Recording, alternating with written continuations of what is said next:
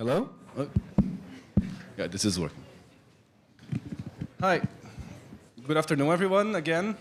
And we are starting with our third panel of the day about, actually, I don't think I have to set up this panel any more than the past panel and actually the discussion right now we just had on the keynote, which is, I think is the incredible, let's say, paradox that we live in the world where we never had more data, yet at the same time, data access has never been so fundamental to the type of work that we need to ensure there is accountability and to ensure that we can actually understand trade-offs in policy, do better policy, and ensure that these policies are actually effective. So to discuss this, I'm incredibly happy to have put this panel together. I must say that this was my, I'll say from my heart, this was my pet panel. I was really happy that everybody came, and this was like, I'm really, really excited for the discussions. And we have basically 4 people here. First of all, we have Lara Edelson from NYU. And Lara was a former PhD student. She graduated on Tuesday, and I wanted just to ask for a round of applause for someone. When I finished my PhD last year, I couldn't do anything for a week, and the fact that she's already in a panel 2 days afterwards is remarkable, I must say.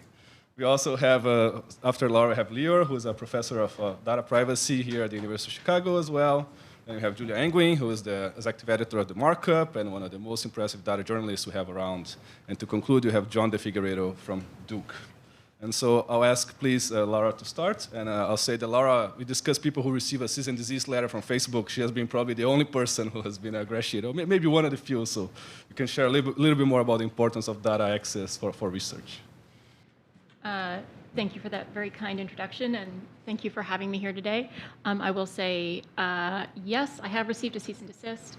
I'm not going to talk about that today for reasons that it's sort of, there's an ongoing legal matter. So with that elephant in the room out of the way, I'm going to tell you about what I also do, other than get sued. So first, I am a computer scientist. I work out of a cybersecurity lab.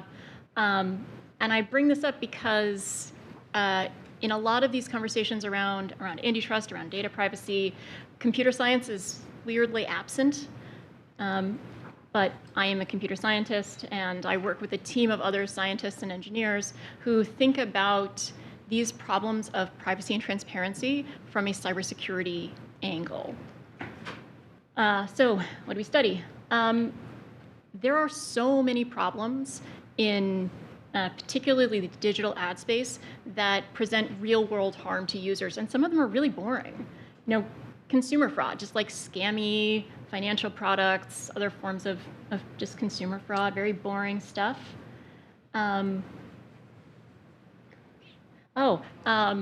There's a persistent problem with content from foreign state media talking about politics on, in a wide variety of digital ads. Something that I think we all agree is inappropriate, and yet it persists. There is a tremendous amount of just like anti-democratic content that was really prominent during the 2020 election. 2022 hasn't really started in earnest, but at least I don't know of any changes in the systems of our ad market that mean that this won't happen again. Happened last 3 elections. So these are the kinds of problems that we really do need technical solutions to fix. In addition to the policy and political will, we need to just know, how do we find this stuff and make it less prevalent? So these are the kinds of problems that we try to study. And we do this in a variety of ways because, as a lot of people have talked about here, one of the core problems is just access to data.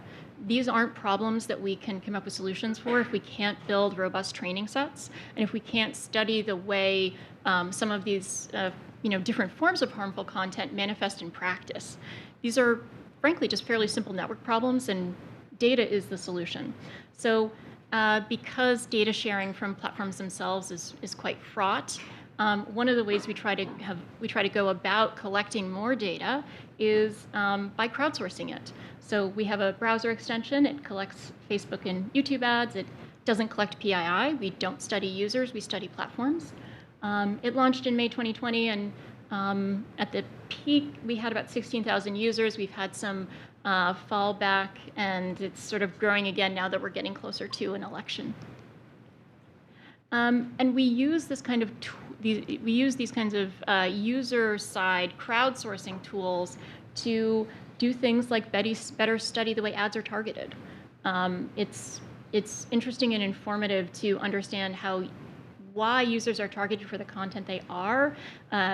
For example, we know that particular types of behavioral or interest-based targeting are disproportionately used by harmful advertisers and, primarily financial scams, but disinformation as well.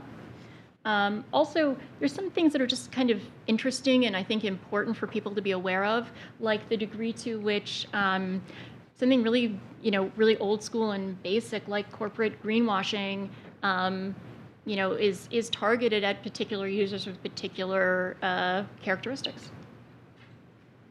So we collect this data, we make it publicly available. It's used by people like Julia in some of the markups investigations, and it's also just used by other researchers in addition to our own work. And that's sort of where we hit a bit of a roadblock.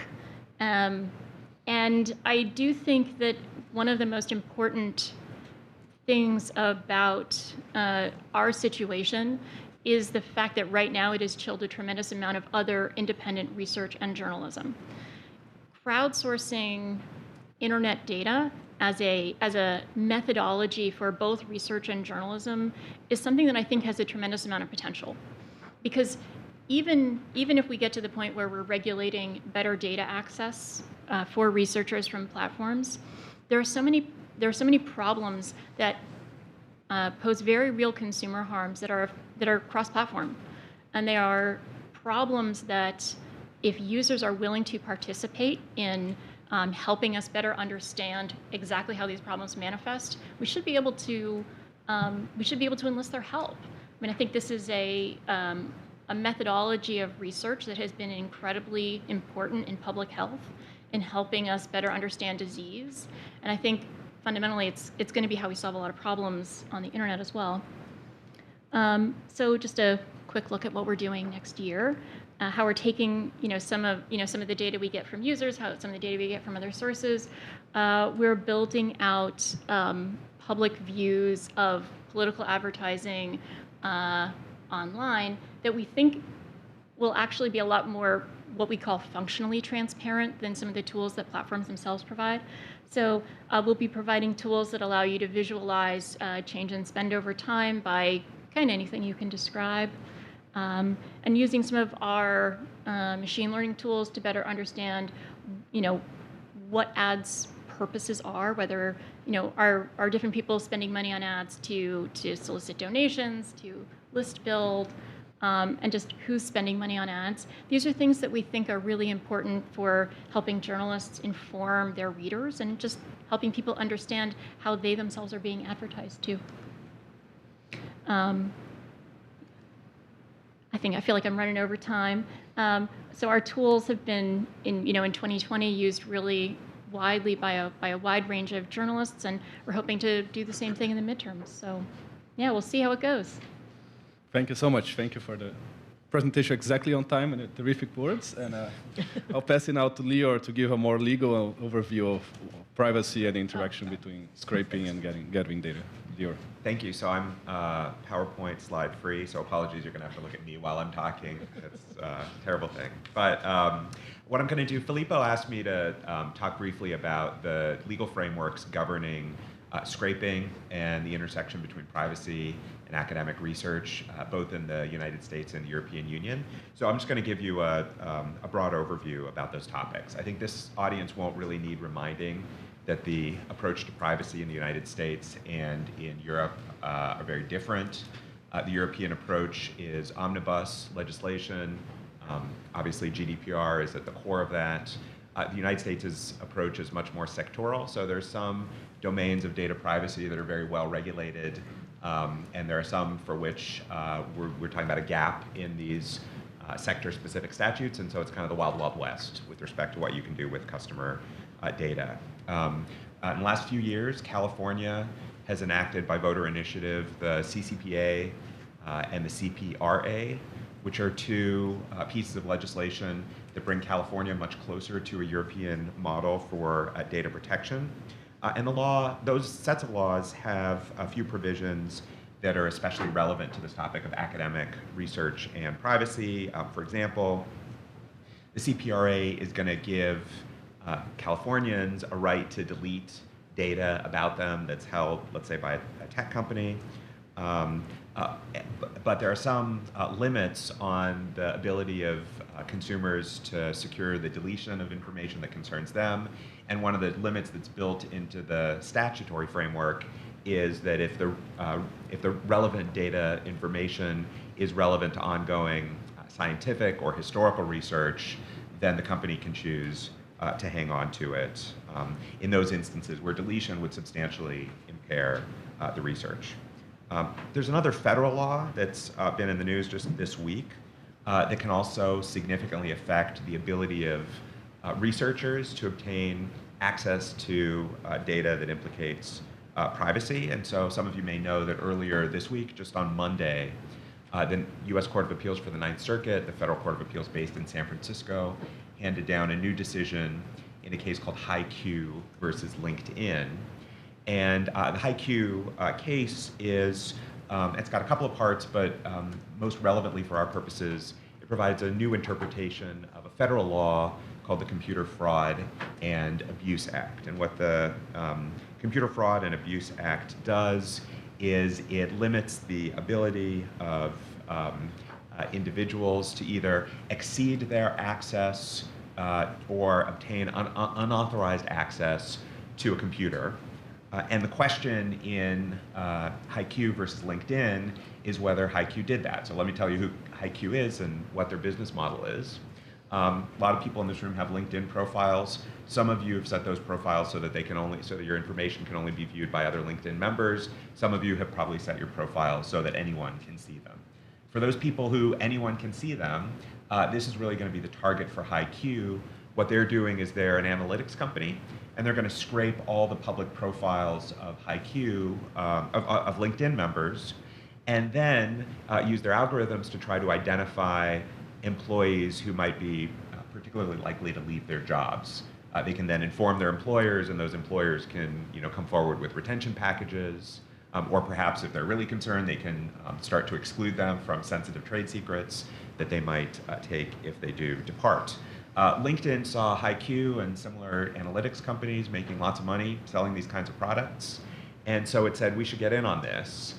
We should start offering our own analytics based on our own data, and saw HiQ as a competitor. So it began to throttle HiQ's access to these public LinkedIn profiles, and it also took steps through the software to try and prevent HiQ's bots from crawling LinkedIn for the purposes of harvesting this data. Once they did that, that essentially caused HiQ's business prospects to go from good to bad overnight, and HiQ was in the midst of a funding round, and all of a sudden the funders got quite skittish. So one of the two key legal issues in the HiQ case is whether these actions, throttling and blocking, scraping, violated the CFAA.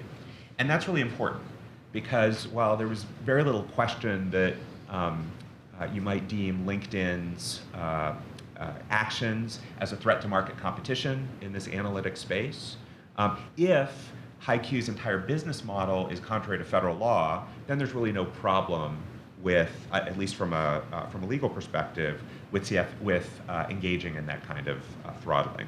So the basic question then is, what does it mean under the statute when the statute talks about someone exceeding authorized access? On the one hand, LinkedIn profiles are free for anyone to see.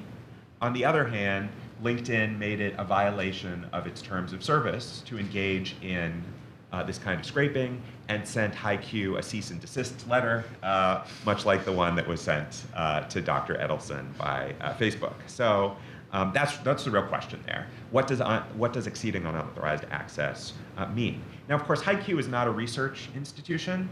They're a tech company that's trying to make its founders filthy rich, but the results of the decision, which ultimately came out in favor of HiQ at the Ninth Circuit, really does provide a lot of additional leeway for academic researchers to engage in this kind of data scraping, at least where we're talking about information that a website makes readily available to the public. It doesn't resolve, I think, every legal question.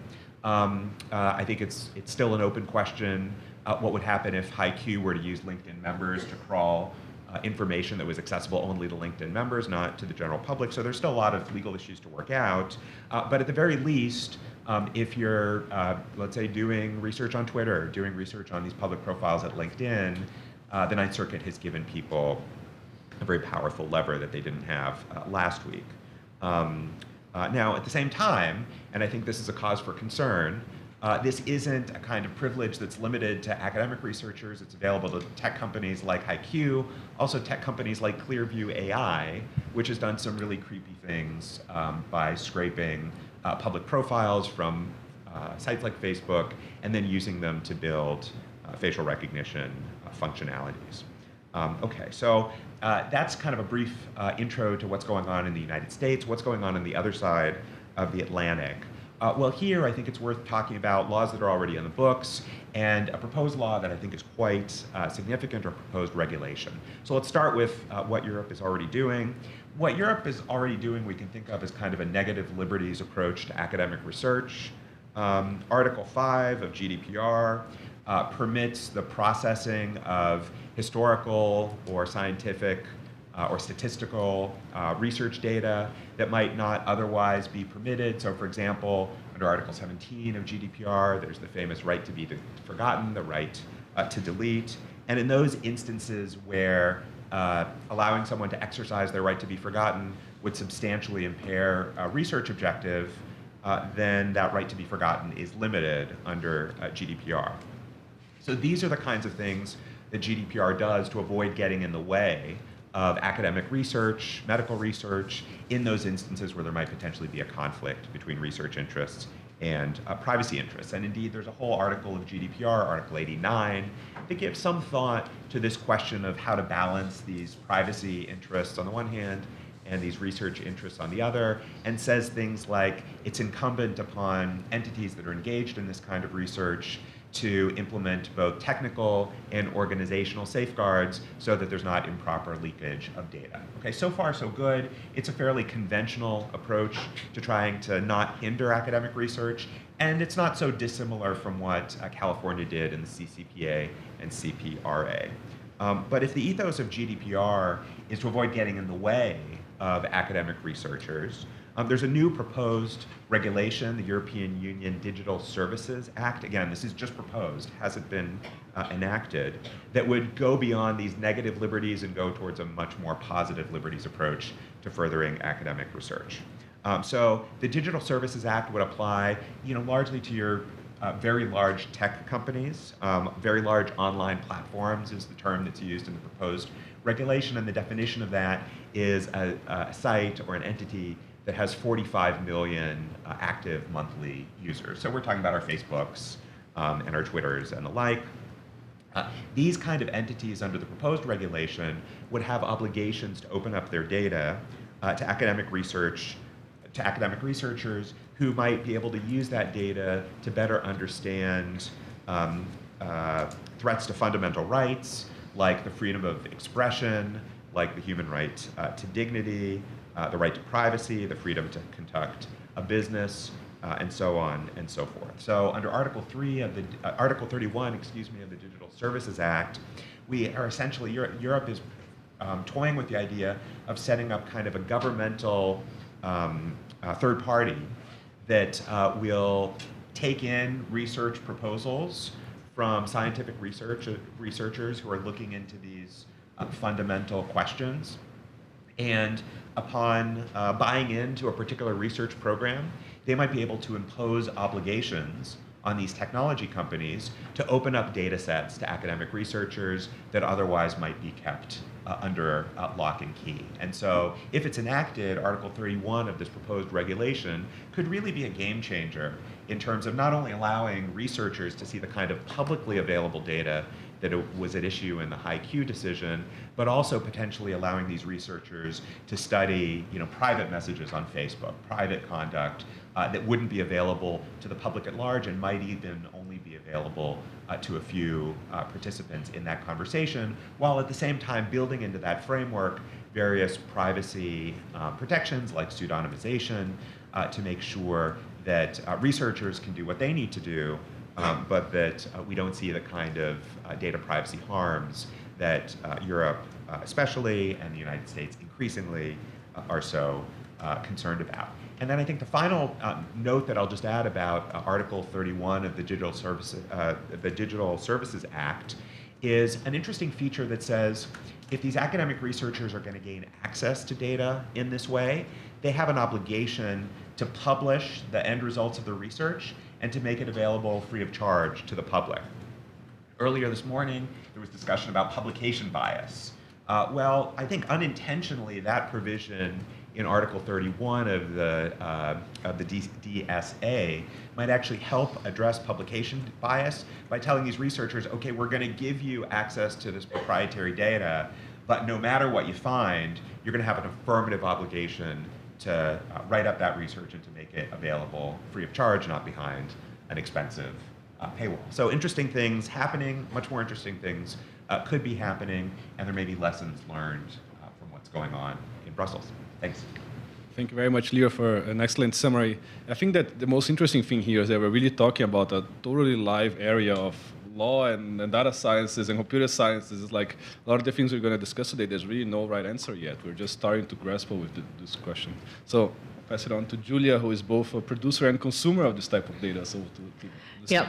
And I'm actually going to move up there because there's no way for me to see the slides without turning my head around. So it's great to be here. I'm a University of Chicago alum, so I went to undergraduate here, and I studied. We were not at that time. You weren't allowed to study computer science. It was you had to study math. But I grew up in Silicon Valley, and I wanted to go into the technology industry. And then I fell in love with the college newspaper, the Maroon, and went into journalism. And eventually realized I was like the only journalist who knew what a computer was in my newsroom, and so I ended up being a technology journalist. And so I owe it all to the University of Chicago. I started this newsroom, The Markup, that basically focuses entirely on data-driven investigations of the impact of technology on society, because I felt that there needed to be more data brought to bear on these important questions, because analyzing the algorithms that run our lives is actually really difficult to do with the usual journalistic approach of 3 anecdotes. Go to a diner, interview 3 people, and then you have a story. So essentially the goal of the markup in some ways is just to build bigger sample sizes for journalism. Like, let's get more anecdotes, and then you can do that by automation and computation. And so we do a lot of web scraping. We also have a unique promise to our readers that most news websites don't have, which is that we don't track them. We don't use any third-party tracking technology. So the site loads really fast if you want to visit it, themarkup.org, because there are no tracking cookies that load. And we also don't, sell our lists of readers, et cetera.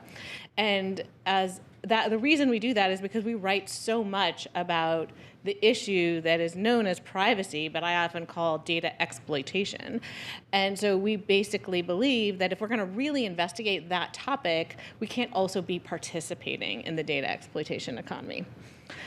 So I'm going to talk about a few of our stories that I think demonstrate the kind of journalism that I think is really important in the world of understanding the impact of technology on society, and particularly the antitrust issues involved. So we have looked at this issue of platform self-preferencing. Basically, the big tech platforms, as you know, have the ability to drive traffic to whatever they want. And so one of the questions and one of the allegations that is made against them repeatedly is that they choose to drive traffic to their own properties over those of independents. So there's a lot of anecdotal evidence about this, right? There are people who complain all the time and say, we're being shunned, we're being demoted in search, but of course, with a platform the size of Google, it's really hard to say, are all those anecdotes just people whining, or is it systematic? And so what we did to answer that question was we scraped thousands and thousands of Google search results to see who were they putting at the top of the page and how much of the page was being used to direct traffic to their own properties. So this meant a huge scraping project and then a huge sort of analysis project where we actually came up with a way to sort of stain each page with like colors that indicated whether they were a Google product or a non-Google product or an ad. And building those kinds of classification systems, for anyone who knows computer science knows, is really difficult. But we did it. It took, about a year. And in the end, we found that Google products were more than half of the top of the page, if you think about it in terms of what you would normally see on your mobile browser. And on the desktop, it was about half. And it was basically a quantification of something that you already knew in your gut. When you do a Google search result, you've seen all those little boxes, but you didn't have a number to attach to it. And so we feel like giving that number to the public and to the regulators who are trying to make decisions about whether Google is self-preferencing was a real contribution to the debate. And it has been cited in most of the antitrust cases that are pending in all various jurisdictions against Google. And that's what we see our job as, is providing the facts that inform those debates. We did a similar test on Amazon. Because, Amazon, when you do a search, you also look for a product, and then you get results. And it's not as clear that you're getting promoted with things that are Amazon brands because Amazon doesn't label a lot of its brands. They have basically hundreds of brands that have weird names that you've never heard of. And so you wouldn't necessarily know that the thing at the top of the search result is an Amazon brand. And so once again, we scraped thousands and thousands of Amazon search results, and then we had to classify them and figure out which ones were Amazon brands using, shoe leather and SEC filings. And then we did sort of an interesting analysis, which we couldn't quite figure out the right way to analyze it. It wasn't the same as Google search results where you just showed what was at the top of the page. So we did a decision tree because that was a way to sort of show the predictive power of each feature on the page. And so what this chart shows is basically that the predictive power of being an Amazon brand was 8 times higher than the predictive power of any other quality of a product on that page. So for instance, a Amazon brand versus a brand that had thousands and thousands of positive reviews, that had tons and tons of stars, doesn't matter. The Amazon brand is 8 times more likely to get you to the first spot on the page. This is sort of an interesting question. I'm curious to know whether, the antitrust examiners at the Department of Justice how will they treat such a finding, right? This is the realm of statistics, but it's very clear finding. It just isn't the kind of proof that you normally present in court.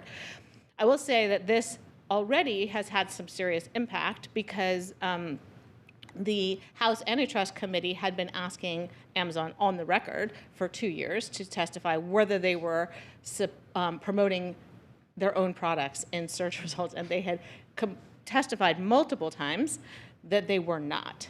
And after this story came out, the House Antitrust Committee asked them, were you lying? Did you perjure yourself? And then whatever answer they received from Amazon, which they did not publicize, was apparently not satisfactory because they have referred the case to the Department of Justice for a criminal inquiry into perjury. So I do think that our findings have informed the public debate. we will see what happens with that case.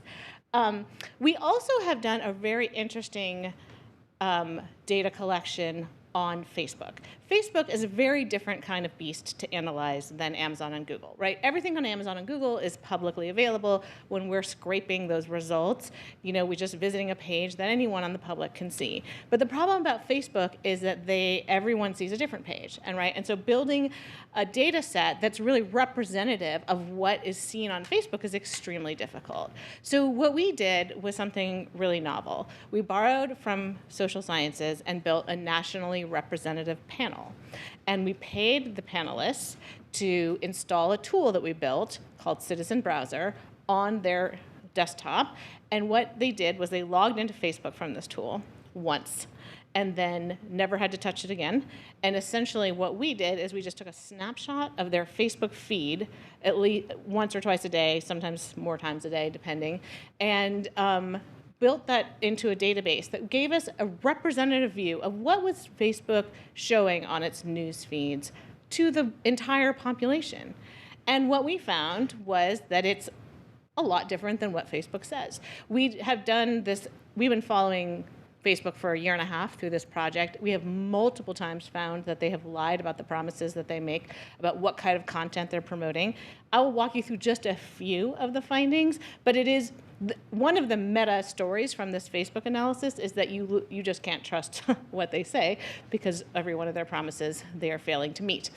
And so one of the most significant findings is that Facebook came out with this report about what was most watched on their platform.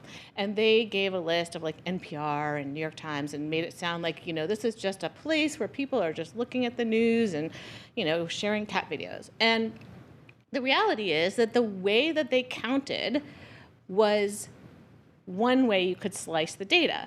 But when we sliced the data a different way, we found that actually right-wing content is way more popular than they say it is. And that was based on one simple thing.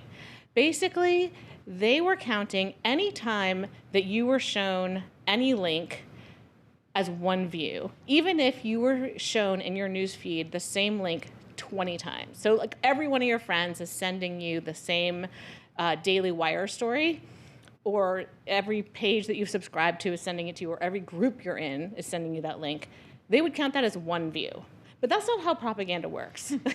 Propaganda works by repetition. When you see something multiple times, you are more likely to believe it. That's actually the fundamental tenet of advertising.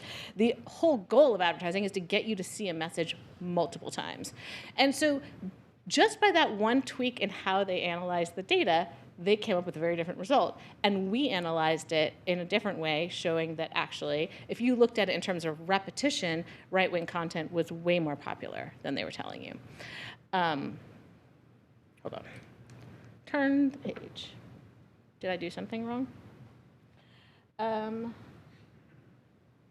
Okay. We also did a view of what does Facebook look like if you're different types of people. So we have this tool called Split Screen, which you can go to, that shows you what basically conservative Facebook looks like and what liberal Facebook looks like. And we do this based on whether you voted for Biden or Trump is the metric. And so you can see this is a recent day where this is very consistent, that the Biden column is almost always pretty much news, Ukraine, gunmen, and the Trump column is almost all cancel culture, woke, culture wars. And once again, that is what you might suspect, but when you see it based on a representative panel, it sort of like proves the thing that is hard to prove without a representative panel. We also showed that Facebook is consistently saying that it's doing things that it's not doing. One of the most important things that it promised and failed to deliver on was during the election, the presidential election, they said, we are not going to promote recommended political groups in your feed. So they have this feature called groups. The idea is, why don't you join this group?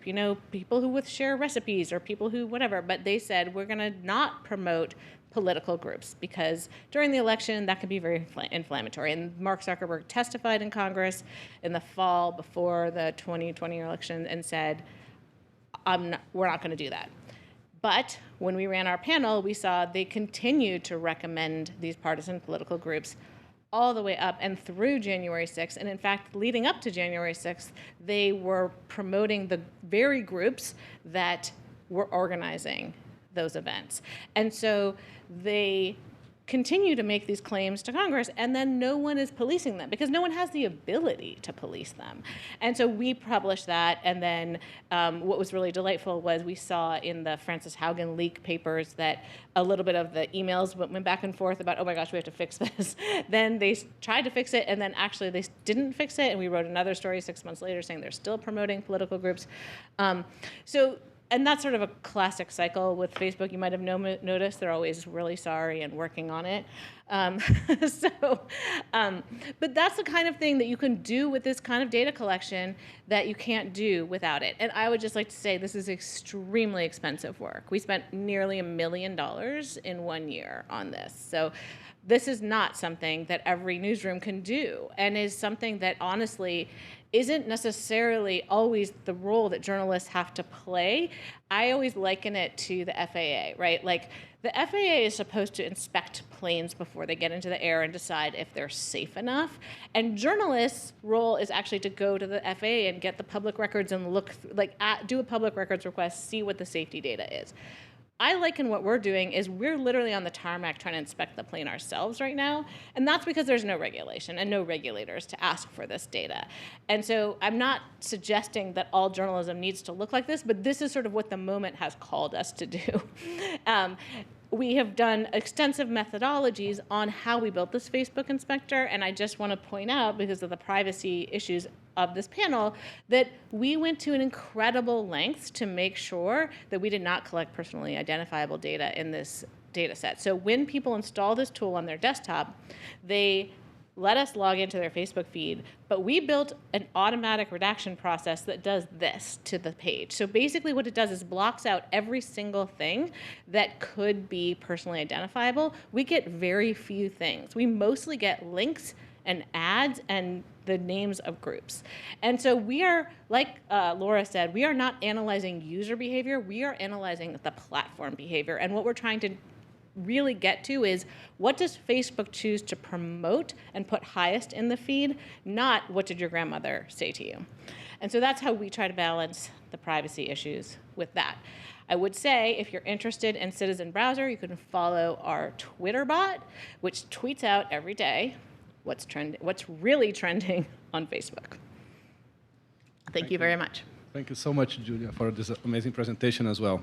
And to conclude now, we have John talking about synthetic data sets as one of the main promises, I think, from the more technical side, and how we could technically balance privacy and data access. So he's going to present some results. Thank you very much, Filippo.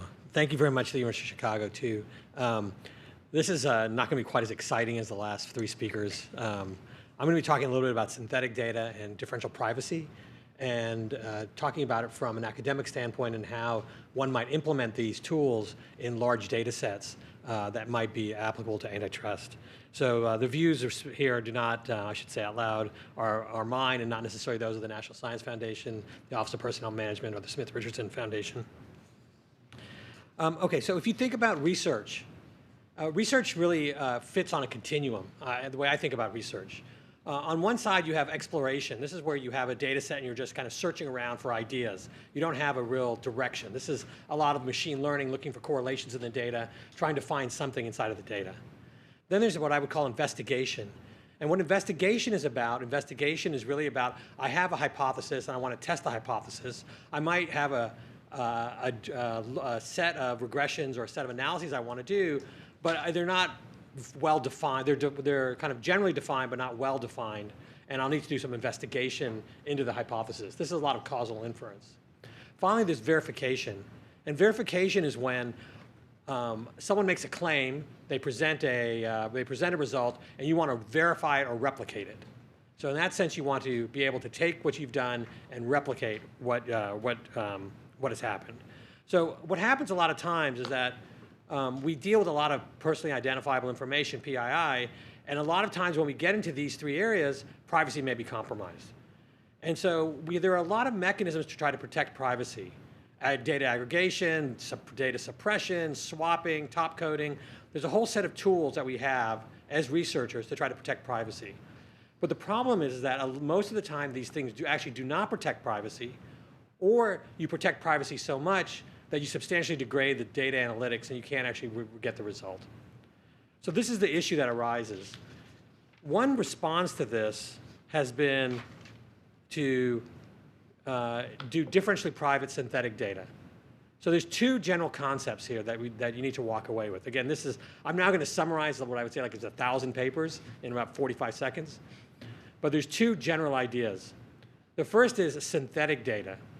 So what is synthetic data?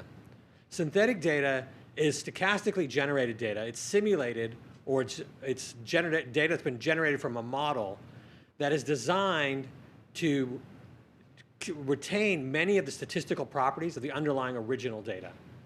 But none of the records in a fully synthetic database, none of the records actually represent real people. They're kind of made up people. In a partially synthetic database, which is something that I'll talk about in a minute, you actually have a set of records which you know who the people are, but then you have some variables which are public, for example, where you work, but some variables which are private, such as your race or your gender or your income, and you want to protect the private data, but not necessarily the public data. And so there is a matching problem that arises in that people will try to match the synthetic to the non-synthetic and be able to try to generate a whole set of results. That's partially synthetic data. So the idea of synthetic data is quite popular. It was started by Rubin in 1993, and it's grown substantially. The second concept is differential privacy. So I talked about the mechanisms to protect privacy earlier, but now there's mathematical tools to be able to measure privacy, the degradation of privacy from access. So imagine we have two data sets. We have a data set D and a data set D prime, and the only difference is one record. There's only one record difference in the data set. We can now mathematically specify how much privacy loss there would be to all the individuals in the data set from that one different record. And that's called the Epsilon privacy rate, the Epsilon in the differential privacy. And you can actually specify what Epsilon is. You can actually specify how much privacy loss can I tolerate as a policymaker in order to be able to create a synthetic data set. So every synthetic data set will have an Epsilon attached to it, and that Epsilon will determine how much privacy loss there is. Okay.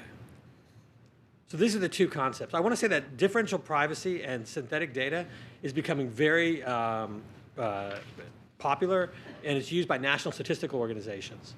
So for example, the Census Bureau has a number of products that they've issued that are synthetic data products that involve differential privacy synthetic data. In addition, they're actually in the 2020 census now trying to do this to individual in the American Community Survey. So this is actually currently under construction. This is a big one. This is where they're going to actually use individualized data and try to synthesize the data and make that available to the public. Other foreign statistical agencies use it, including Canada, New Zealand, and Scotland. And actually firms use differential privacy when they do investigations. So even the companies we have here that we talk about with platforms, Apple, Google, Facebook, they actually all use forms of differential privacy in ways I'm sure that more people here probably know better than I. Okay, so my first objective was to kind of give you just a flavor for what synthetic data differential privacy is. My second objective is to talk a little bit about what are the advantages and disadvantages of this tool. So one nice thing about differential privacy, one nice thing about differential private synthetic data is that it offers privacy protection. It offers some privacy protection. So the first of all is that in fully synthetic data, there are no real records. So you're not really worried about someone merging a different data set into your data set because there's no records that you can merge into it. So you have a separate data set. But perhaps the more important part of differential privacy is that you get a privacy budget. You can actually measure the loss in privacy. And you can decide as a policymaker how much privacy loss you're willing to tolerate with synthetic data. And you can set Epsilon. And at some point, you can set Epsilon to be very high, which means you're willing to tolerate a lot of privacy. And you can set Epsilon very low, which means that you're willing to a lot of privacy loss. Or you can set Epsilon very low, and then that way you preserve a lot of the privacy in the data. The policymaker can determine that, and the nice thing about that is that you can actually measure the privacy loss. Unlike all the rest of the things that we talked about, it's very difficult to measure the privacy loss ex ante. You can only measure it after researchers have hit the database. There is some disadvantages to synthetic data, and there's a whole host of them, but I'm going to highlight two of them here. The first is that when one uses synthetic data, each time, especially partially synthetic data, each time they use the partially synthetic data, there's a hit to the Epsilon privacy budget, which means you don't want to have your synthetic data used by every person on the planet. Because every time they use it, they learn something about the underlying data. And then what they do is they're able to extract information from the regressions they're running about the underlying data. So there is a privacy budget in the partially synthetic data, and you have to be careful not to exceed the privacy budget. So there has to be a mechanism to control access to the synthetic data, especially the partially synthetic data. The second is synthetic data will not capture all of the statistical properties. They will capture many of the statistical properties, and especially the lower order statistical properties, but they will not capture all the statistical properties. If you captured all the statistical properties with synthetic data, you'd have the original data itself. So you're not going to get all the statistical properties. So there's this so when is synthetic data actually a good thing to do? So my own view is that in this area, if you're going to do verification or investigation, where you have some idea of where you're headed, and you can construct the synthetic data for the use case, then what you are is synthetic data can be a very powerful tool. If, on the other hand, you're trying to just issue a data set for anyone to explore, and you don't understand the use case for the data, then the actual generation of the data may not be very good, and you'll hit the privacy budget constraint very quickly. So if you're thinking about this in terms of antitrust, and you're thinking about how should I think about uses of synthetic data, my general view is that you should have it on the right-hand side of this diagram, which is on verification and investigation, rather than issuing data sets of the Facebook data set to everyone on the planet and just saying a synthetic data set and saying, let's just go and look at this and see what relationships there are. One last thing I want to do is I want to highlight one final item here, which is a project that we did using verification servers. And I think actually verification servers are a potential solution for the need to access data. So in 2018, we wrote a paper where we talked about generating synthetic data. And the general idea here is that you generate a synthetic data set. And we did this for the Office of Personnel Management. So what we took was we took the data records for everyone who worked in the US federal government for 24 years. That data is comprised of 3.5 million people. So we had 28 million observations in this data set. And then what we did in this data set was the OPM issues 6 fields: your name, your salary, your position, your agency, and your location. But they also have another set of fields, another set of 20 fields which are private. So what we did was we synthesized a partially synthetic data set for 28 million records, encompassing both public information and private information. We then allowed our researchers to go through and do analysis. And what we did was we looked at a research question. And the research question we were concerned about is the race-wage gap. Is there a race-wage gap in the federal government? That is, are certain races making lower salaries than other races? Now, one thing that happened is we then created we then got satisfied in what we were doing with the synthetic data, with the results of the synthetic data. And what we did is we sent our code to the verification server. The verification server had the original data on it, but the researchers could not access it, right? The researchers that were doing the synthetic data work. So the R code was then automatically, electronically, and hands-off processed by the original data set. And then we issued a set of results describing how good the synthetic data did against the original results. Now the problem with this approach, so this approach has a lot of attractive properties. First is you can create synthetic data that can be given to a set of researchers. Second is they don't have access to the original data. Third is they do all their exploration and investigation on the synthetic data, and then what they do is they then send the final result to the final code to the verification server. The verification server, in a hands-off manner, then returns the results back, statistical results back. Now the problem is you cannot return the t-statistics and the coefficient results exactly, because if people send enough code to the verification server, you'll be able to extract all the original PII. And so you can't do that. So what we did was we developed a whole set of new statistical measures that did not reveal the information in the verification server. So you have to develop a whole new set of statistical tests, and then we did that. And what we found, and we had to slightly change the research question. You couldn't say, is there a racial wage gap? Instead, we consulted with legal scholars, and they said, there has to be a threshold. Is the wage gap greater than 1%? If you have that kind of research question, you can then use the system of verification servers. And what we did was we were able to demonstrate a whole set of results. I won't show you. I mean, these are the results. But effectively, what we found was that in some races there was a wage gap, in some there weren't. In some, what you had was the synthetic data was giving you borderline results, which the verification server would correct. And so the verification server ended up being a way to actually access all the data and find if your results from a policy-oriented question were correct. So I guess it comes back to what is the promise of synthetic data? There's enormous written about synthetic data about it's fabulous, it's great, it's going to solve all of our problems. And there's a whole other literature that says it's horrible, it's not very good. In fact, I think what you really need to focus on is really the use case. What is the use case for the synthetic data? Has the synthetic data been generated for the use case? And is there a way to verify the synthetic data? And verification servers are a way to do that without hitting the privacy budget. So that's an idea to think about for how data might become available for the platform companies in antitrust litigation or antitrust regulation. Thanks. Thank you so much, John.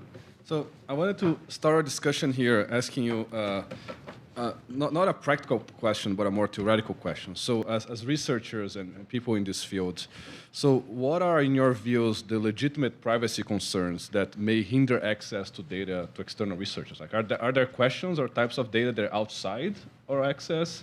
And who should decide this? Is this something that it's users, like Lara and Julia are working with user consent? No, people sign up and they decide to give you this data. But what if no one wants to give consent? And what if we want to look at different types? So how would you go about, as a researcher, thinking about this what are the legitimate privacy access? I'll start with you, Lara, and then we can go. So I would say, first of all, I believe, and I think this is pretty well established in law, users have rights over their own data. And so if users want to donate data, that's their right to do that. That said, while there are many questions you can answer with research methodologies like that, you cannot do, and as a general rule, you can't do things like representative panels in the way that Julia does, because the overall, like the composition of people who are willing to participate voluntarily in data donation projects, it's not representative. So I think that's one giant asterisk. I do think, to get at your question of are there real privacy concerns, absolutely. And that's why I think we really are going to go towards some kind of tiered approach, because I think, so I personally have, for the work that my lab has done thus far, we've sort of established a rule that we aren't going to touch private data. We put a lot of work into only using public data and we take a lot of the same steps that Julia does when we do have people donate data. They only donate publicly available data, never their own. And but that doesn't mean that there aren't really important questions. I'm thinking particularly of questions in social science.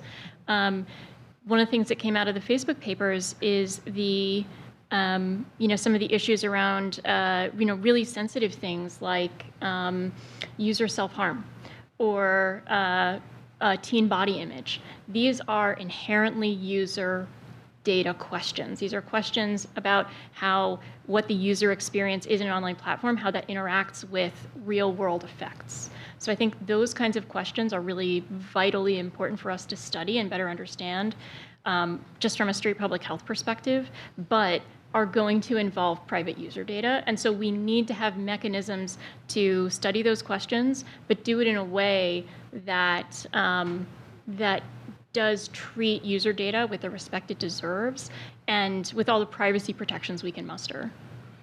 Leo, what do you think? So what do you think are the limit? When do you reach a limit? Yeah, I mean, I think I agree with what Laura just said. I think and I think she's right about the law trying to put questions of user consent front and center.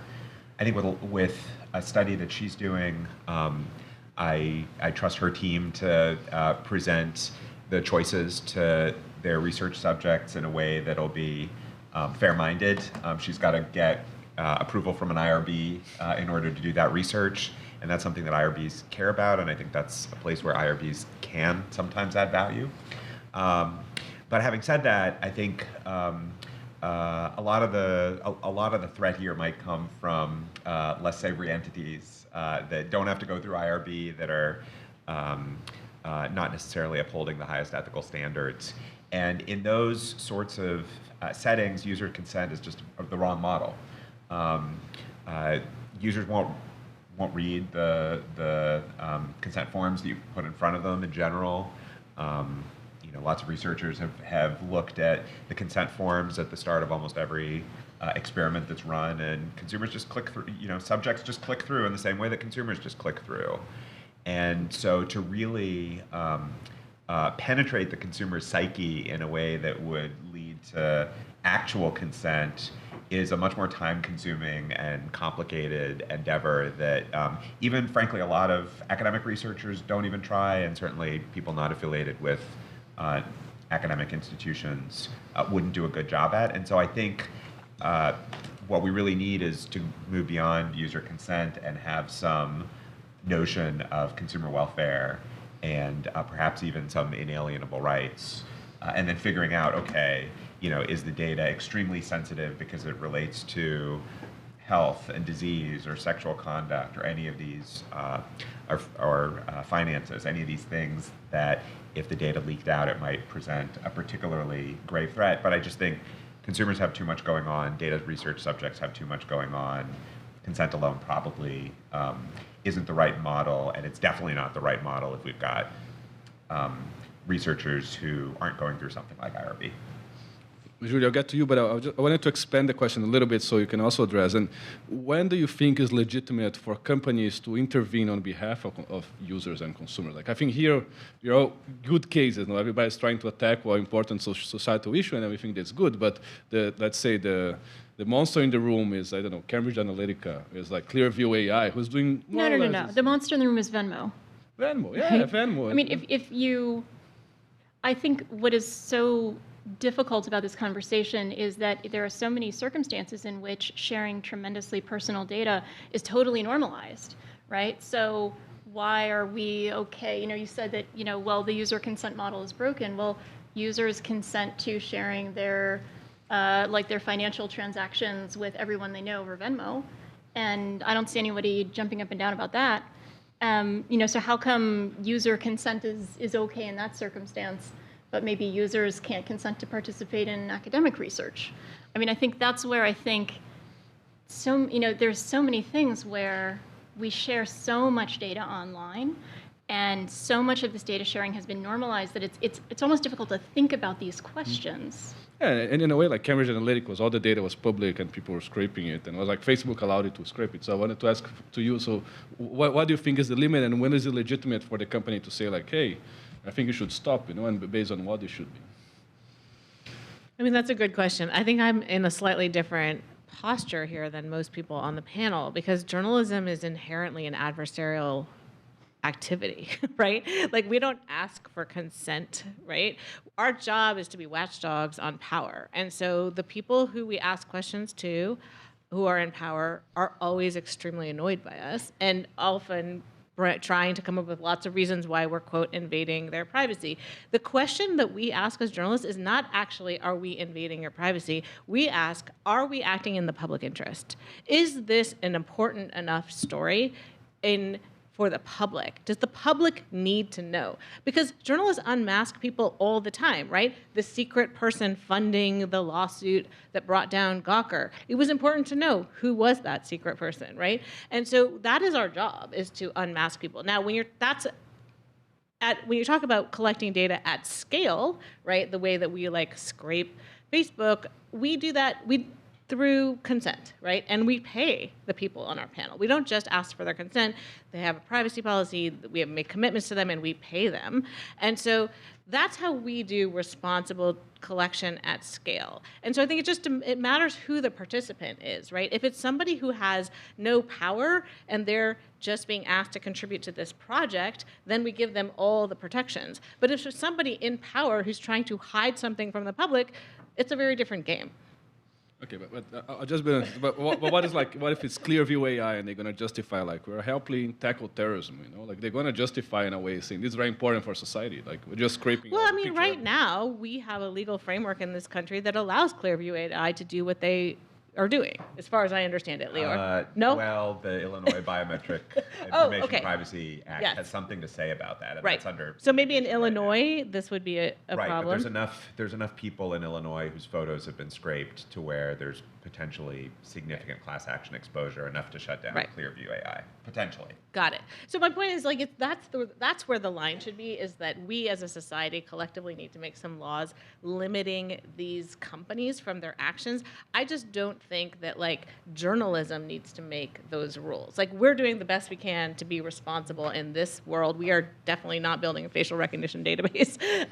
And so we are building our moral compass the way we can, the way that journalists always have. But this country is one of the only countries without a baseline privacy omnibus law. And so we have chosen to live in a world that's completely unregulated with data, and that's on all of us, right? Sorry, I'll stop. No, but it's interesting. It's kind of like the privacy trade-off access here was just based on access. No, the trade-off was kind of like pushed aside for access on top of privacy. John, what do you think? Is there a limit for researchers, and who should decide this limit? Is it like always legislation, or can companies intervene and say like, oh, I think that what you're doing is wrong? So our work assumes that you have a cooperative organization. So the national statistical organizations don't have the statistical capability to analyze equity and housing and income fully. So they want to make their data sets available. My sense is that companies have no real incentive to do that unless they're pushed a little bit. But from the company's perspective, they also want to be able to protect privacy, and they don't want people just roaming around their data sets, searching for whatever. It's like, as I was telling someone yesterday at dinner, it's like unlimited discovery in a legal case. So in that sense, my sense is that there does need to be some way or some organization that sets the bounds on what the data sets can be used for and who has access and what are the legitimate questions. So there needs to be some kind of organization that does that. But you can make it a broader set if you use synthetic data in order to do that. But there is no entity in the world that scrapes more data than Google, right? Like that is the foundation of their product. So, I mean, I think what is, again, really difficult about talking about any of these issues, you're right that companies don't want everyone to have free, endless discovery on their products, but they want to be able to do it to everyone else, and they do, right? They very aggressively do. Like, this is something that, as a practitioner, is always strange about walking into a space where people are mostly focused on like the law as it's written and not how it actually exists in practice. Is that like the law of the internet is just do what you're going to do until someone sends you a cease and desist letter, and that is like the law as Google and Facebook and most other companies who operate on the internet. That's like that's the foundation of their business model. So some of these things feel very divorced from life as it exists on the internet. Yeah, I mean, like, there's a picture of me on Google Street View standing in front of my house because they managed to catch a picture of me while driving by, So it's like, what's the difference between them and Clearview? I don't know. You didn't sign a model release. Yeah, I wanted to ask two more questions, then we go for audience questions. We started a bit later, so we're going to go a little bit later. So I think the second question that I wanted to ask is, so how much do you trust anonymization and synthetic data sets and things like this, in particular in a world where we know that like computation methods are evolving, data stays there, and then maybe people can in the future find ways to re-identify. I think we've seen this in some studies that people go back and suddenly they can re-identify data that people thought it was impossible in the past. So do you think that like synthetic data sets and anonymization really going to solve this problem for good? Are we completely solid on the math? Or are you afraid when you do this, like especially when you go to the exploration part of John's presentation, that in one way that this is not going to solve the issue at all? So I think we'll start with you, John, and then we go. Yeah, I mean, look, there's always, this field is evolving, right? This field is evolving. And I think the census is going to be the key player here, because the census is going to make a decision in the next 18 months as to whether to release a synthetic data set for the American Community Survey. And if they do, there'll be 50 million, 110 to 300 million people who will be have their personal information synthetically generated. There are hundreds, if not thousands, of researchers working on this problem right now, probably hundreds, working on this problem, trying to determine does the math and the results really hold up. So I think that's going to be the first step, is when they make a decision. And there are many, many, many people working on this problem who are much more sophisticated than I am thinking about this. The underlying idea of differential privacy, though, is that the mathematics provides a lot of safeguard, right? It's like it's like an impossibility theorem, right? It's like we have some idea of what we're losing every time, and then the Epsilon budget is determined by the policymaker. I'm willing to lose 5%. So one thing we did with our synthetic data, so the OPM releases these 6 fields for everyone in the government, but they also release aggregated data. So they call it the employment cubes. How many people in the Federal Trade Commission are Hispanic, and how many are white, and how many are, and so on and so forth.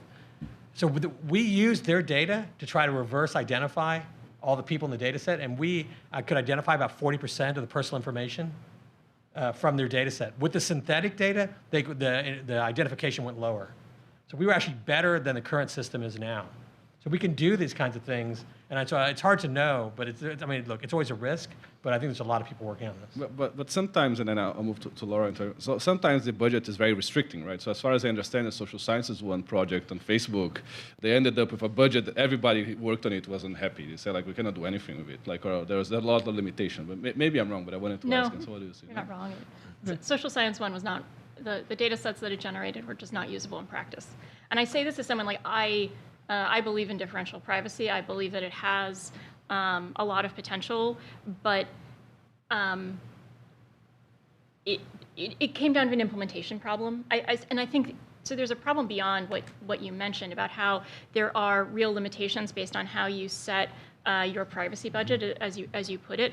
And there has to be an acknowledgement of, if you set the privacy budget too high, the data is just not usable. You might as well have just not done it.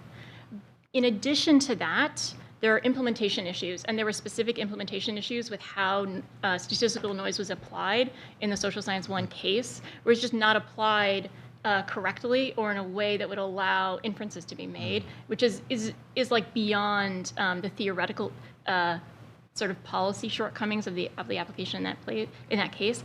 I think both of these ideas are ones that are probably going to be a big part of how we move forward. But John, as you were saying, I think there are problems with both of these approaches for data exploration. Yeah. And I think that's just an unsolved problem where we probably need forms of mediated access because, again, like, there are really vital public health questions that we really can only study online because they are playing out online. And we need some kind of mechanism to allow researchers to study questions like why are teen rates of anxiety, why have they nearly doubled in the last 15 years? That's something we should all be really, really concerned about, and we need to know more about why that is the case if we're going to do anything about it. And we're not going to be able to study questions like that without more data from social media companies. And I will say that the synthetic data doesn't lend itself toward real-time analysis. So if you are, it's historical. So if you're dealing with the problems like these, which evolve over time quickly, it may not be the solution. Yeah. I wanted to get to, but I just want to tell an anecdote to illustrate this. So I took a statistics class here, and the professor worked a lot with the census data, and he made sure to every single class complain about the differential privacy protocols and saying, one day we're going to have to study small municipalities or counties somewhere, and we're going to discover they are composed only of 15-year-old women or something like this, because this was how the implementation was in practice. So as we move more towards exploration, as we move more towards a world where we don't know if we're just looking at Google self-preferencing, whether we are looking at what is the impact of Google on other topics. Are you happy with differential privacy and synthetic models, or do you think that we're going to have a mandated, some form of other form of access? Well, I guess I would just like to say that I think data is political. Who collects it matters, and the person who collects it has the power to shape the questions that could be asked from it. And so I will always advocate, as a journalist, for data collection that is independent of the power structures that have an interest in shaping those questions, right? I mean, there's a reason that there's no existing federal database of police violence, right? Because there's no political will to collect that information. And so that's why the Washington Post had to set up their own collection, which they've been running for 7 years. It's the only sort of database of police use of force. And it's incredibly important for our national conversation. And so I think like when you talk about all these different things, what's lost is sort of the idea of the power structure, right? If we allow the companies to grant access, they will only grant it to data sets that are helpful to themselves. And if we, by the way, go with the European model, which is set up this third party that reviews research questions, that also is a power structure that is going to enforce what they want, right? Those questions that they approve are not necessarily going to be ones that challenge their governments, most likely, I'm guessing. Just a very quick add-on to what Julia was saying. Julia, what you were saying before about the reach versus impression definition. Yep. So when Facebook started very slowly to release data about, about what people see on Facebook, as Julia was alluding to, they use this metric called reach, which is just, it only counts, it doesn't count the number of times you see something. And this is, I think what drove me personally nuts about this is that this difference in how you account for things, I think this is something that is really not clear to a lot of people, because you use terms of art like reach or impression that are difficult for a layperson to understand what they actually mean. But it's worse than just skewing the results, because you're absolutely right, it does. But it also is not useful for research. That reach number, because it like collapses all of these different views of a particular piece of content, you can't make apples to apples comparisons on anything else that happens with that data. So it effectively makes it useless for research. And I don't know why they made that decision, but I think having the people who decide what are the metrics, like what are the things we're measuring, having such a stake in the game, and that stake is not let's independently answer questions and try to understand the system, it is really problematic. I'll go through and twist the question a bit. So do you think that a company tries to block access to a researcher, and the researcher says, no, I'm implementing differential privacy protocols, so everything is fine. So how likely do you think that a judge would say, no, that's fine, continue collecting the data, or how likely you think it is that they would say, like, oh, let's put limits, and that this could be re-identified in the future or something? Well, look, you're relying on the judge to be able to make a highly technical judgment about an area that law school certainly didn't prepare them to make, and so that's going to be challenged. So it will be a decision mechanism that will look a lot like a coin flip, and if you're comfortable with coin flips, then that's fine. But more broadly, the question is, and I think Julia references this as well by thinking about what is the governmental body that decides which research gets green-lighted and not. The government doesn't have perfect information about any of this stuff, whether we're talking about a court or a bureaucrat, and so they're going to try and find their way in the dark.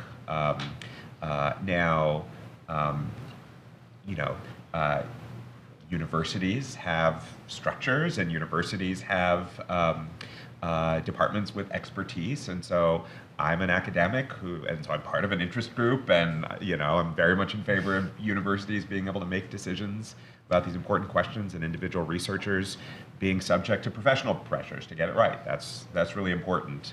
But the more government gets involved to allow researchers to ask interesting questions, the better. The more government gets involved to decide which research gets green-lighted and which doesn't on the basis of some arbitrary criteria, boo for that. But it's probably better to have the government being able to green-light certain research and maybe arbitrarily deny other research projects than to have literally none of this research go on in the absence of the kind of work that Laura and Julia are doing. Okay, final question, then I open for Q&A. So if you have any questions, please feel free to raise your hand. So do we need a mandated data access in law, like something like the DSA? And yes or no? And should it be only for very large companies, or should it be across the boards? I mean, the compliance costs of GDPR for small companies were very significant, where I think a lot of people, before GDPR went into effect, especially on this side of the ocean, were saying this can have real anti-competitive effects. And I think a lot of people in Europe were in denial about that, and I think the data indicates that there have been real problems. And certainly if you go to conferences of privacy lawyers and they talk about how much work GDPR has generated and how many of their clients are having to front a significant portion of their revenues in order to get GDPR compliant, this is a real issue. So I do think there's something to the decision that was made both in California and the decision that's embedded in the proposed regulation of imposing it on companies that can afford it. I think honestly that's probably the only way forward. Does it mean we're flying blind with respect to how data gets used in these smaller companies to a greater degree? Yes, it is. But I think that's a trade-off that I think Europe is moving towards making in an appropriate way. Lara? Same net answer. Yes, we can make do with the biggest companies. With smaller companies, it's just less of a problem. We have other mechanisms to collect data from them. John, I just want to get everyone on the record. I think it's an important question. I feel like it's something. No, I mean, if you think of the firm's incentives, the firm's incentives are to not grant access. So if you want access granted, you have to ask how's it going to come. It's going to come through legislation or through some common law precedent process. And so I think to the extent that we think it's important, it's going to have to come through one of those mechanisms. I mean, I think from my point of view, I don't have a policy position on this as a journalist. I feel like we try to get data the best and most legal way we can get it, and so we'll do it in any environment. Okay, great.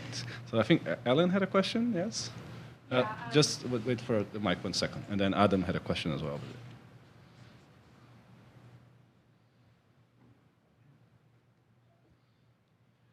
I think my question is for Julia or maybe Laura, and it goes to, this sort of, epistemology of question asking, like who gets to ask the questions. And I think, John, on your continuum, I mean, journalists are going to be more on the fishing around side, right? May not have well-formulated questions, and that's what we want from journalists. And so the Article 31 approach is to make it available to vetted researchers. You've identified the problems there. There's pending or proposed legislation in the US to run it through NSF, and so they would do the vetting. There's another model, you mentioned, Julia, which is FOIA. And so, FOIA, in which case, would only work if the government mandates that this data be in their custody.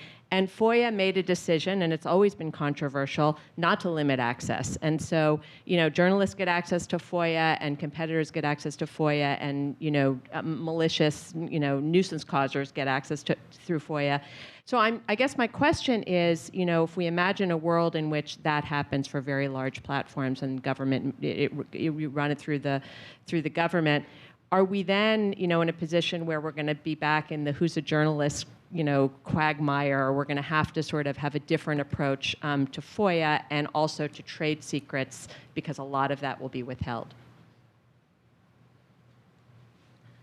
Who wants it? I mean, I don't think we ever left the quagmire of who's a journalist. So I think we're still in that quagmire, and I think that that doesn't in any way make FOIA less important. Like, FOIA is one of the most important tools in a journalist's toolkit, and what I would say is that we use FOIA as a society as a way to pry open the information that government has, because government works for us. We pay their bills. And so what I would say is that if we think about the questions we want answered from platforms as a society, like what is it doing to teenagers, or what kind of state-sponsored hate speech are we allowing, I think the preferred and normal model would be that there would be an agency that would collect that data on the regular, quarterly, and then either it would be released publicly or we would FOIA for it. And that would be the normal model. And so I sort of just remain kind of befuddled as to why there hasn't been anything like that, because these are questions I think we all agree we want answered. The other thing I would just add to that is why I personally think we're moving toward a tiered approach in in mandates for data access, because I don't think that academic researchers should be the only people who get to ask at least some questions, particularly questions that relate to public data. And in particular, I would say that, if you look at over the last particularly 5 years, who has done the most to inform the public about what happens on big tech platforms, it's not academic researchers, it's journalists like Julia. And so any transparency regime that doesn't allow journalists, however you're going to define journalists, which is pretty much anyone who wants to say they're a journalist, to do their jobs, is not going to be successful. Adam, please. Yeah. Julie, hi, Adam Lashinsky. First of all, congratulations on your success. It's really great to see. I missed the description of the technology that you're using, and I'm just really curious to know if it's similar to what Court Listener does or what Pointcast did 1 million years ago. That's my first question. And my second question is, maybe on a scale of 0 to 10, with 0 being well-intentioned, not knowing their own data, to 10 being bald-faced criminal lying, what do you think Facebook was doing? And how did they respond to your coverage? Great to see you, Adam. Thank you for those questions. So the technology we're using, I think you're referring to our Citizen Browser project for Facebook collection. Well, the reason we call it Citizen Browser is we essentially realized we had to build a browser. So a lot of this data collection, traditionally, like what Laura is doing, is with browser extensions, which is software you add to your browser. You have to click a little button, it adds it to your browser, it collects while you're browsing the web. The challenge with that type of data collection is that people are mostly using their mobile phones. And so you don't get as much data, because if you wait for them to go to Facebook from their desktop, they may never go there. They may only be chatting with their friends on mobile. So to solve that problem, we built a browser. We didn't really build it. We used existing Chromium core and put some stuff on top of it, where they basically log in to their Facebook account through it, and then we don't watch what they do. So essentially, we just have access to their newsfeed, and we take a snapshot. We take a picture of it. We call it, internally we joke that it's photojournalism. It's the same. It's photojournalism inside the machine, right? And so we just take those snapshots, then we redact the pieces, and then we put it into our pipeline and we analyze it. And the reason we chose a browser is because browsers, as you may know, are really good at running in the background. You always forget to close it, so they just stay alive for a long time. So that's the technology question. The question on 1 through 10 of how much is Facebook lying? I think that was a question. I mean, I would say this. The way we analyze this stuff is we come up with a hypothesis, and the hypothesis is always like, Facebook announced X policy, are they doing it? As of yet, we have not had to turn back and say, looks like they're doing it, right? Like every time it's been like, oh, they said they're not doing anti-vax content. Oh, looks like they're doing it, right? So I think the real question that emerges from our work and from Frances Haugen's testimony is that, do they even know what they're doing, right? Like, and are they too big to if they're too big to govern themselves, and they are also bigger than all the governments that are trying to police them, are they an ungovernable force? And I think that's really the question that our reporting raises. I think you got a question, Gilad. Hi, I'm Gilad from Wired. This is kind of corny, but thank you.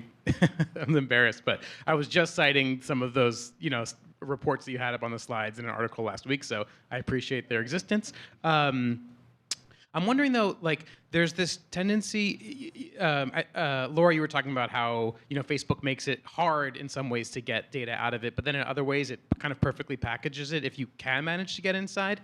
And it just got me thinking about domains that are actually harder to track in this systematic way, audio and video, and without asking you to, and there's a kind of a danger that we all just kind of, someone mentioned the looking where the light's shining for your keys, like, because it's kind of easy to just see what's going on in a text or static image-based platform, that's what we talk about, without asking you to reveal trade secrets. Like, how do you think about adapting these methods to audio and video formats? I would say it's actually slightly worse than that problem. It's not just text, it's text in English. So this is something that is one of my biggest regrets from 2020, specifically this language piece. We made a choice fairly early in the cycle to only do English, to not do Spanish language content in the United States in 2020. We did this because there wasn't a ton of Spanish language content. And doing the kind of analysis we do of trying to understand like the entire ecosystem of political advertising and building machine learning models to capture ad topics, to capture ad purpose, it's really intense work, and it's all based on language. And so we just didn't think there would be enough Spanish language content to justify the investment. We were wrong. And there was, especially late in the cycle, a lot of Spanish language misinformation. Audio, AV, video content, language content, as in speech. Speech is less of a problem. It's frankly just a matter of money. It's really expensive to process all that audio and then to do the like speech to text and then do all the same stuff we do for text. That one's just a matter of money. Video, though, there are actual hard unsolved problems with how you process in real time and analyze that text. This is something I'm really, interested in working on some of the methodologies here, but man, there's only so many hours in a day, and there just aren't enough of us working on these problems yet. So I'd say you're right. It is a huge problem. It's, I think we invested a ton of money. We are going to do Spanish language content for 2020. We'll see if we sort of have the budget to do audio, but video is years off. Yeah, I mean, tragically, this is why YouTube is just so much less analyzed, because it's so hard. I think I have a final question from Alan over there. So yeah, it's very interesting. I've spent a little time doing some work for a company called Brand Total that is an advertising analytics company and that uses a browser extension, and didn't get a cease and desist letter from Facebook, but got read in a trade publication that they had been sued by Facebook, and they are, in fact, in litigation. And one of the interests, there are two main arguments Facebook raised. One is that their terms of service prohibit automated data collection, even with consent of the user. And the second is, of course, we don't know if you're a Brand Analytica, clone. We don't know if you're a legitimate business.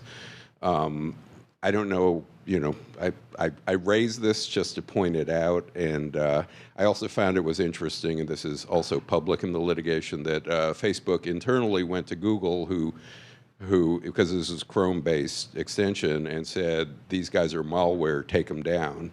And Google said, yes, sir, we'll take them down.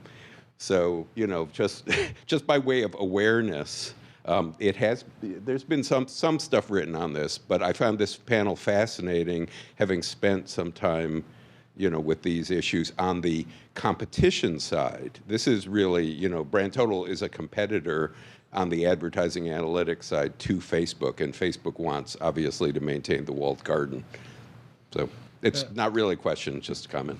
I think it's really interesting, and it goes to the question of where some of the uncertainties are. So I don't think there's any question, there would be another extremely laborious way of doing at least a lot of the research that Laura and Julia were describing, which is get not only permission to install a browser extension, but get 2 hours of time from each of their users to go through laboriously and take a whole bunch of screenshots and then upload that. You could do that. That wouldn't be violating any terms of service. It would, produce. Ultimately, you could answer questions in the same way, but it's just, Laura was talking about what her budgets look like now. Just take that exponentially. So there are these really interesting questions, and I think the HiQ decision didn't resolve them. Of, is the CFAA about limiting a particular goal, or is it about limiting your ability to achieve a particular goal as a scraper? Or is it about limiting your ability to achieve a particular goal through a particular mechanism? And there's going to have to be more litigation, maybe involving the company that you worked with, to figure that out. So I want to thank you for a really terrific, amazing discussion. I want to say that this is an area that is just beginning. We haven't covered funding. We haven't covered encryption, what happens when all the communication moves to encrypted networks. So for everyone out there, this is really an area we need as many people thinking about it and developing policy solutions and et cetera as we can get. So thank you very much for your work and for the panel. Yeah.